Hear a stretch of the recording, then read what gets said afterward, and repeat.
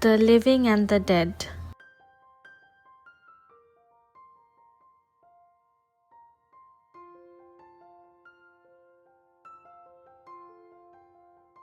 The widow living with the Zamindar Shraddha Shankar's family in the big house at Ranihat had no blood relatives left. One by one they had died. In her husband's family too, there was no one she could call her own, having no husband or son. But there was a little boy, her brother-in-law's son, who was the apple of her eye. His mother had been very ill for a long time after his birth. So his aunt Kadambini had brought him up. Anyone who brings up someone else's son becomes specially devoted. There are no rights, no social claims, nothing but ties of affection. Affection cannot prove itself with a legal document, nor does it wish to. All it can do is love with doubled intensity because it owns so uncertainly. Kadambini poured her frustrated widow's love onto this boy till one night in Shravan she suddenly died. For some strange reason her heartbeat stopped. Everywhere else time continued, yet in this one small, tender, loving heart, its clock's tick ceased.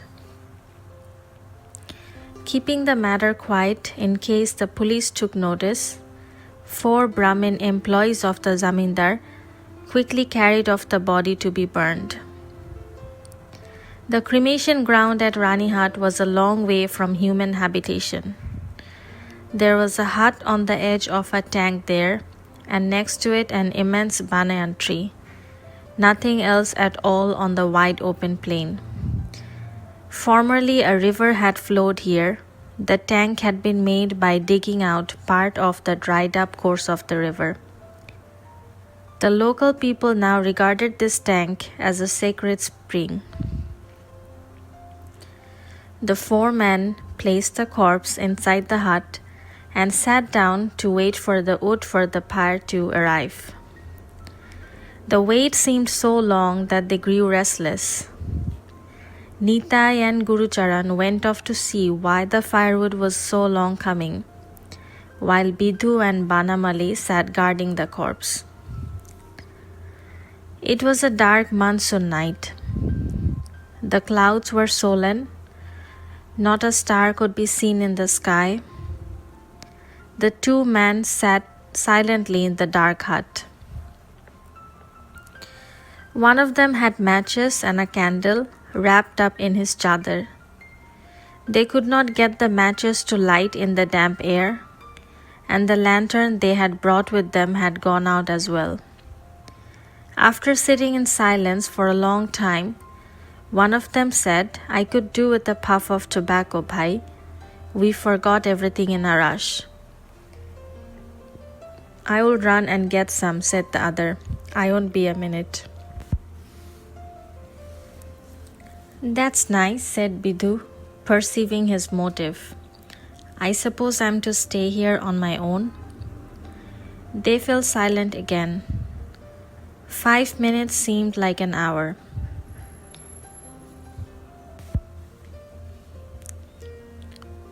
They began inwardly to curse the 2 who had gone to trace the firewood. No doubt they were sitting comfortably somewhere having a smoke and chatting. They were soon convinced that this must be so. There was no sound anywhere, just a steady murmur of crickets and frogs round the tank. Suddenly the bed seemed to stir a little, as if the dead body had turned on to its side. Bidhu and Banamali began to shudder and mutter prayers. Next moment a long sigh was heard. The 2 immediately fled outside and ran off towards the village. A couple of miles along the path, they met their two companions, returning with lanterns in their hands. They had actually just been for a smoke and had found out nothing about the firewood. They claimed it was being chopped up now and would not be long coming. Bidhu and Banamali then described what had happened in the hut. Nitai and Gurucharan dismissed this as a nonsense and rebuked the other two angrily for deserting their post.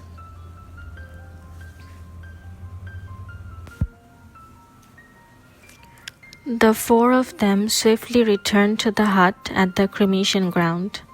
When they went in, they found that the corpse had gone. The bed was empty. They stared at one another.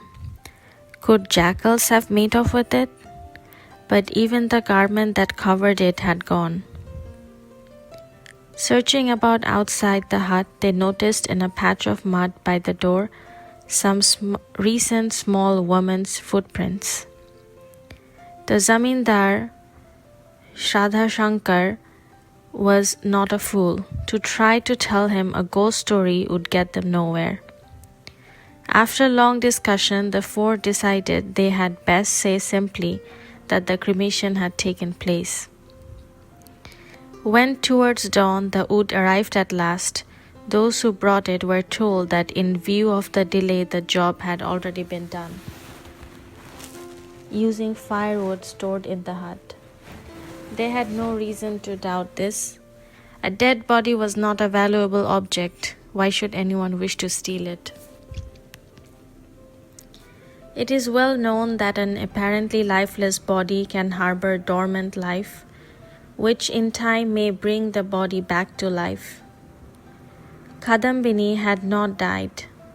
For some reason, her life function had been suspended. That was all. When she regained consciousness, she saw dense darkness all around her. She realized that the place where she was lying was not her usual bedroom. She called out Didi once, but no one in the dark room replied. She sat up in alarm, recalling her deathbed, that sudden pain in her chest, the choking for breath. Her eldest sister-in-law had been squatting in a corner of the room, warming her little son's milk on a stove. Kadambini had collapsed onto the bed, no longer able to stand.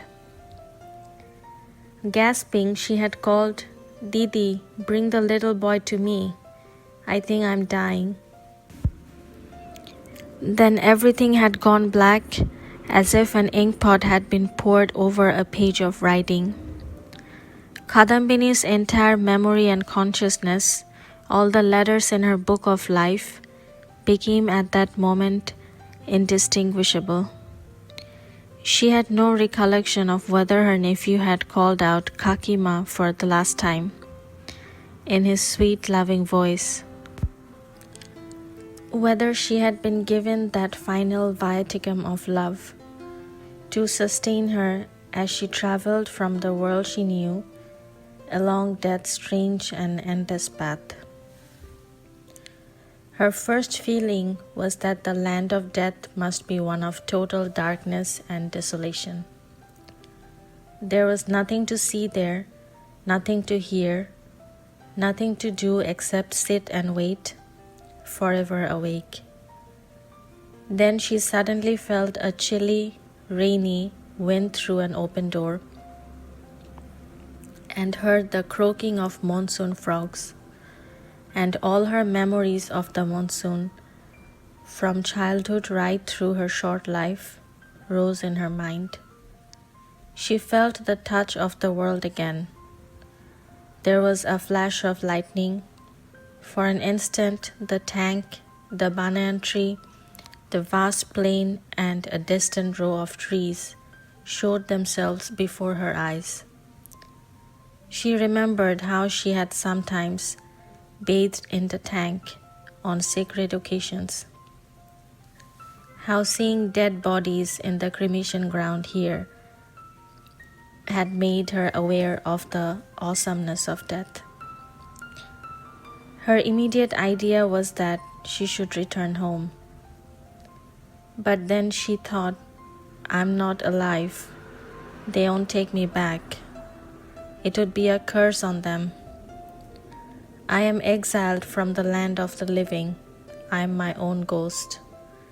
If that were not so, how had she come at dead of night from the safe inner quarters of Shraddha Shankar's house to this remote cremation ground? But if her funeral rites had not yet been completed, then what had become of the people who should have burned her? She recalled her last moments before dying. In the well-lit Shraddha Shankar's residence, then finding herself alone in this distant, deserted, dark cremation ground, she again said to herself, I no longer belong to the world of living people. I am fearsome, a bringer of evil. I am my own ghost. As this realization struck, all ties and conventions seemed to snap. It was as if she had weird power, boundless liberty, to go where she liked, do what she liked. And with the onset of this feeling, she dashed out of the hut like a mad woman. Like a gust of wind, ran out into the dark burning ground with not the slightest shame, fear, or worry in her mind. But her legs were tired as she walked, and her body began to weaken. The plain stretched on endlessly, with paddy fields here and there and the knee-deep pools of water. As dawn broke slowly, village bamboo groves could be seen, and one or two birds called. She now felt very afraid. She had no idea where she stood in the world, what her relation to living people would be. So long as she was in the wide open plain, in the burning ground, in the darkness of the Shraban night, she remained fearless, as if in her own realm. Daylight and human habitation were what terrified her. Men fear ghosts, but ghosts fear men. They are two separate races, living on opposite sides of the river of death. Wandering around at night like a mad woman, with her mud-smeared clothes and weird demeanor, Kadambini would have terrified anyone, and boys would probably have run away and thrown pebbles at her from a distance. Fortunately, the first passer-by to see her in this condition was a gentleman. Ma, he said, approaching her, you look as though you come from a good family.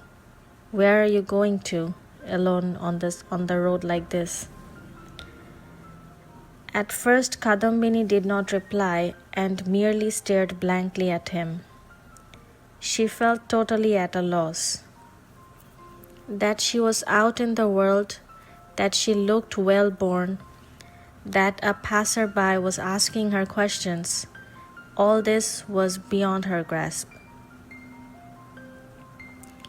The gentleman spoke again. Come along, Ma. I will take you home. Tell me where you live.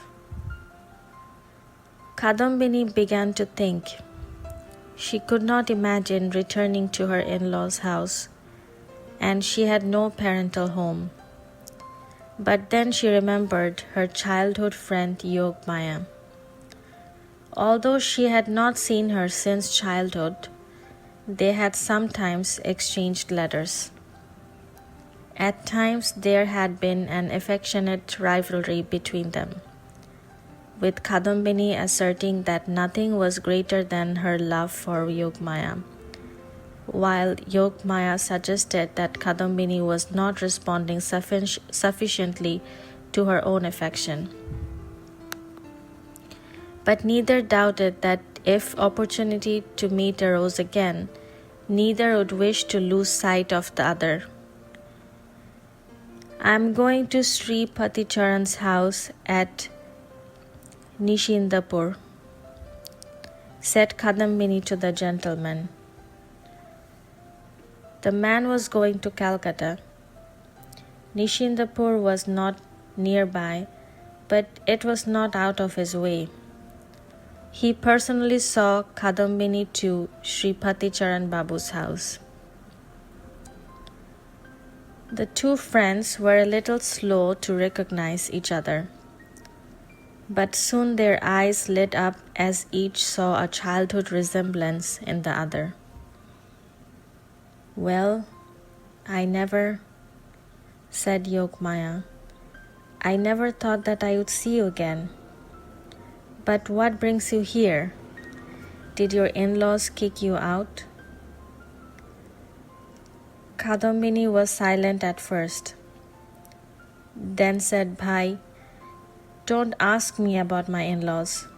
Give me a corner in your house as a servant. I'll work for you. What an idea, said Yogmaya. How can you be my servant? You're my friend. You're like... and so on. Then Shripati came into the room. Kadambini gazed at him for a moment, then slowly walked out, without covering her head or showing any other sign of modesty or respect. Afraid that Shripati would take offense at her friend's behavior, Yogmaya made apologies for her. But so little explanation was necessary. Indeed, Shripati accepted her excuses so easily that she felt uneasy. Kadambini joined her friend's household, but she could not be intimate with her. Death stood between them.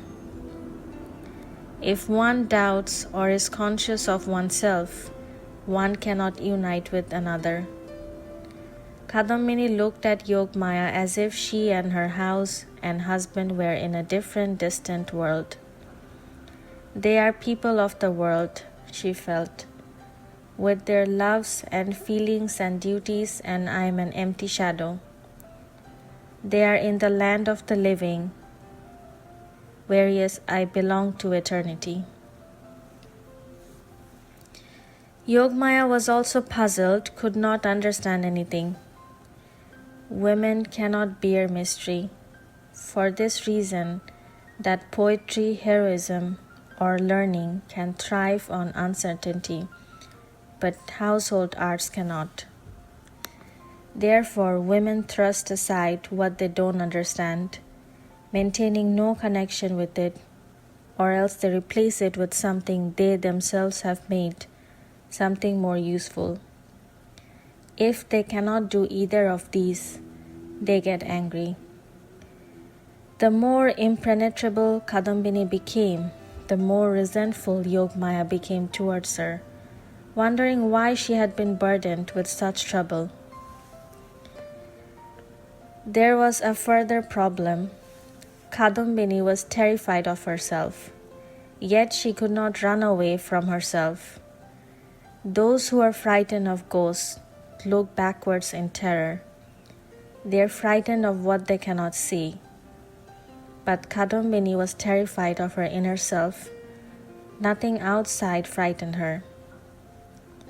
Thus, in the silence of midday, she would sit alone in her room and sometimes shout out loud.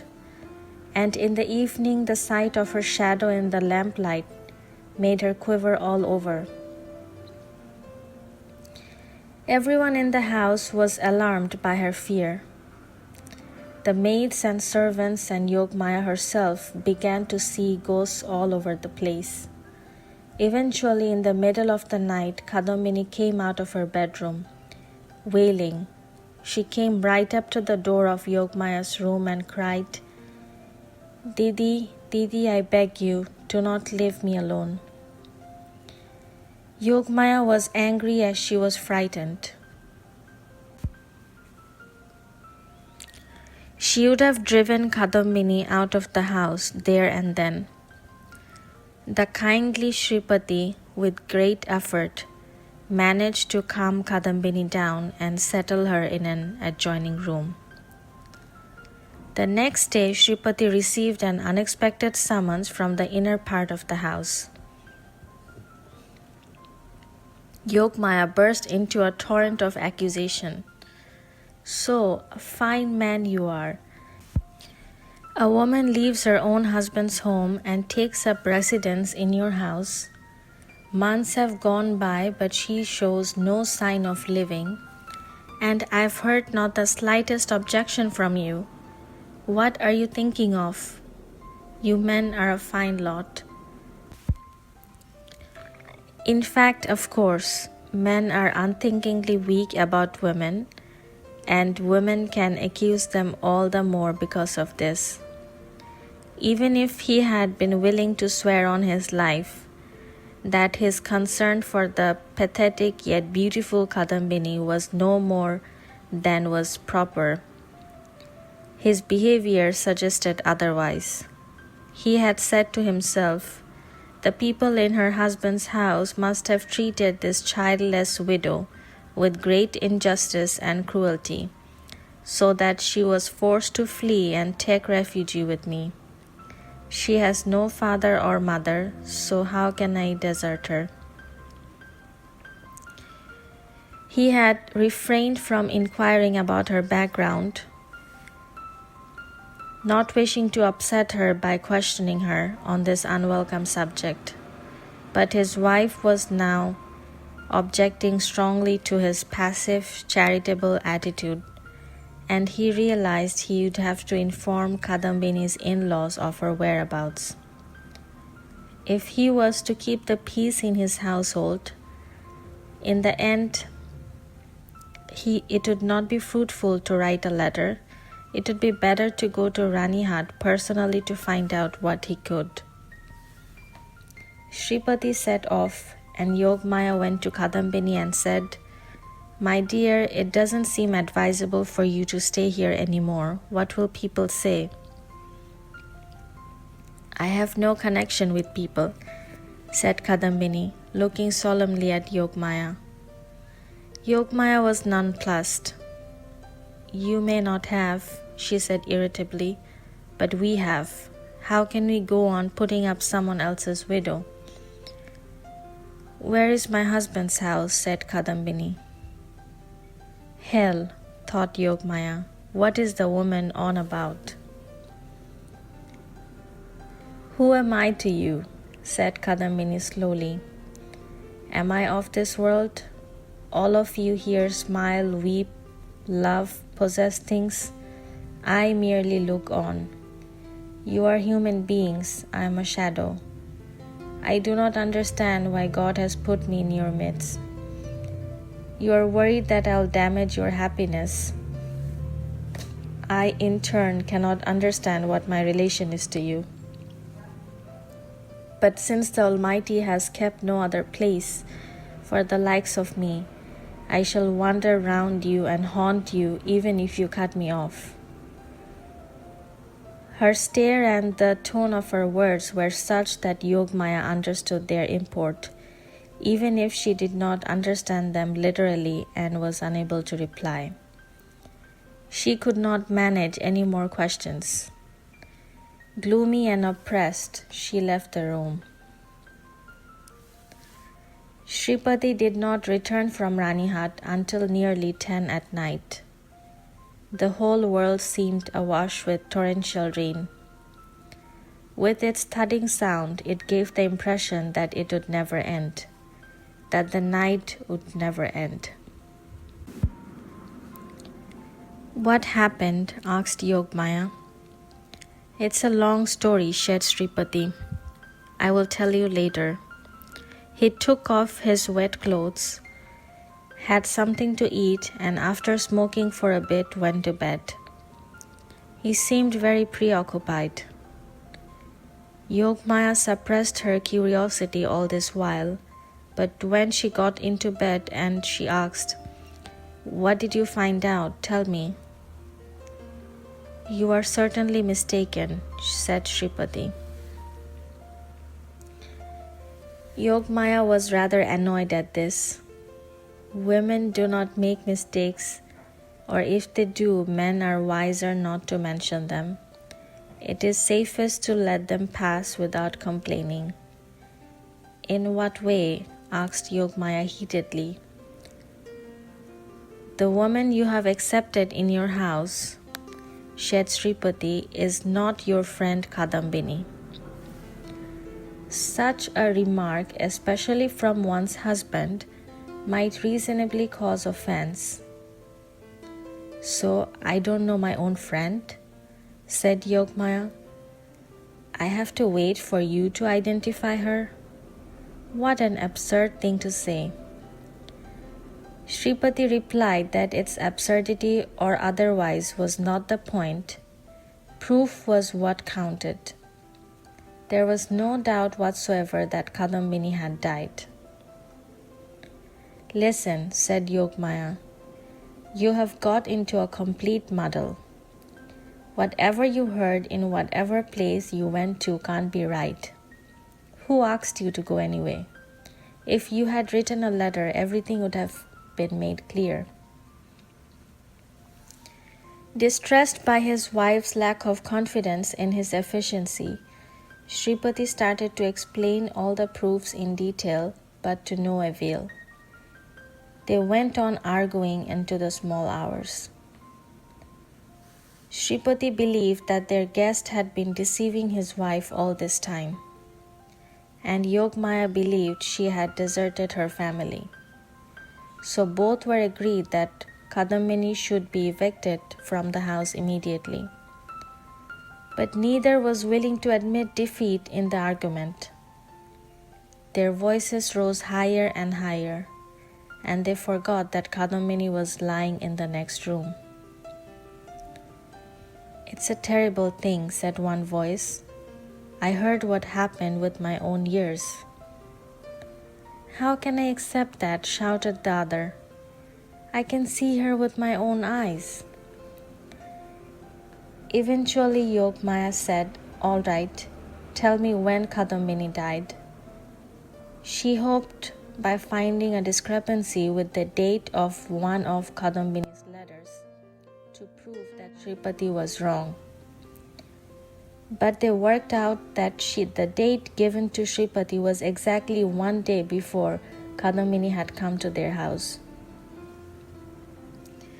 Yogmaya felt a racing in her heart at this, and Sripati too began to feel unnerved. Suddenly the door of their room blew open, and a damp wind put out their lamp. The darkness outside instantly filled their whole room from floor to ceiling. Kadambini came and stood right inside their room. It was 2:30 in the morning. The rain outside was relentless. Friend, said Kadambini, I am your Kadambini, but I am no longer alive. I am dead. Yogmaya yelled out in terror. Sripati was speechless. But other than being dead, what harm have I done to you? If I have no place in this world or in the next world, then where shall I go?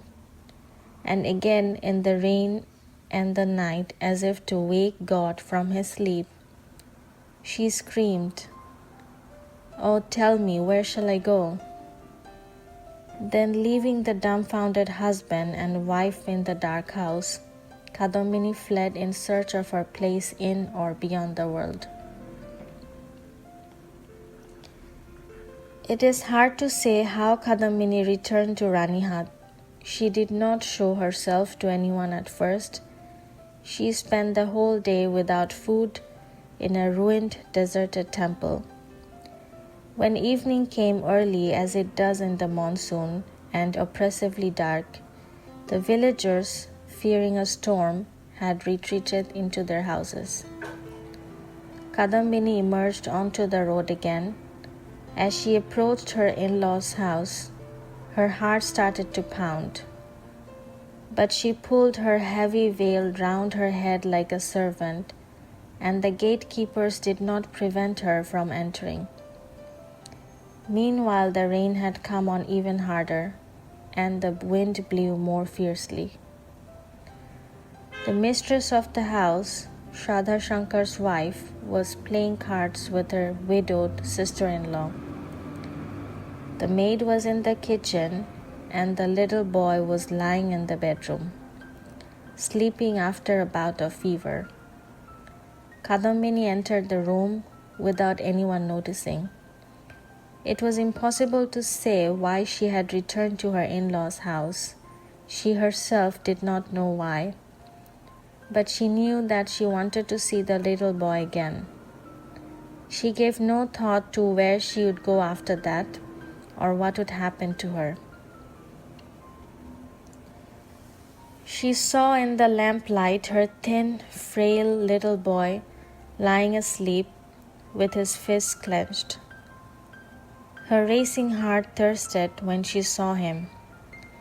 How she longed to clasp him to her breast one last time, to protect him from all misfortune. But then she thought, now that I am not here, who will look after him? His mother loves company, gossiping, playing cards. For a long time she was happy to leave him in my care. She never had to bother with his upbringing. Who will take care of him as I did? The little boy suddenly turned over and half asleep said, Kakima, give me some water. Oh, my darling, she inwardly replied. My treasure, you haven't yet forgotten your Kakima. At once she poured out some water from the pitcher and, raising him up against her breast, helped him to drink. While he remained half asleep, the little boy showed no surprise at taking water from his aunt as he had been used to doing. But when Kadambini, fulfilling her long-standing desire, kissed him and then laid him down again, he came out of his sleep and hugged her, asking, Kakima, did you die? Yes, my darling, she said. Have you come back to me? You won't die again? Before she could reply, an uproar broke out. A maid had come into the room with a bowl of shagu in her hand, but had then screamed and fallen down in a faint. Hearing her scream, Shraddha Shankar's wife dropped her cards and came running. She stiffened like wood when she was in the room, unable either to flee or utter a word. Seeing all this, the boy himself took fright. Kakima, you must go, he said, wailing. Kadambini felt for the first time now that she had not died. The ancient house, everything in it, the leading boy, his affection, they were all equally alive to her. There was no gulf intervening between her and them. When she had been in her friend's house, she had felt dead, felt that the person whom her friend had known had died. But now that she was in her nephew's room, she realized that his Kakima had never died at all. Didi, she said pathetically, why are you frightened of me? See, I am just as I was. Her sister-in-law could not keep her balance any longer. She collapsed unconscious. Informed by his sister, Shraddha Shankar Babu himself came into the inner quarters.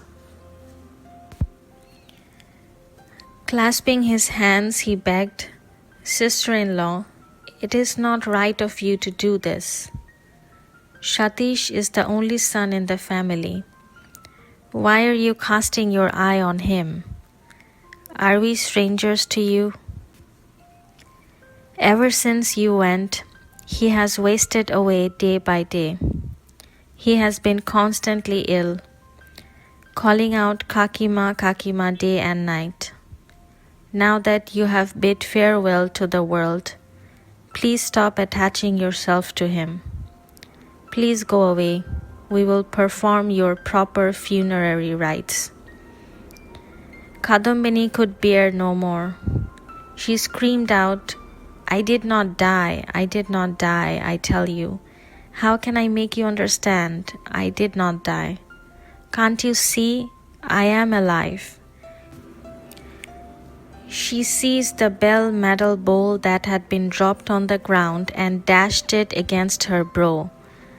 Blood gushed out from the impact. See here, I am alive.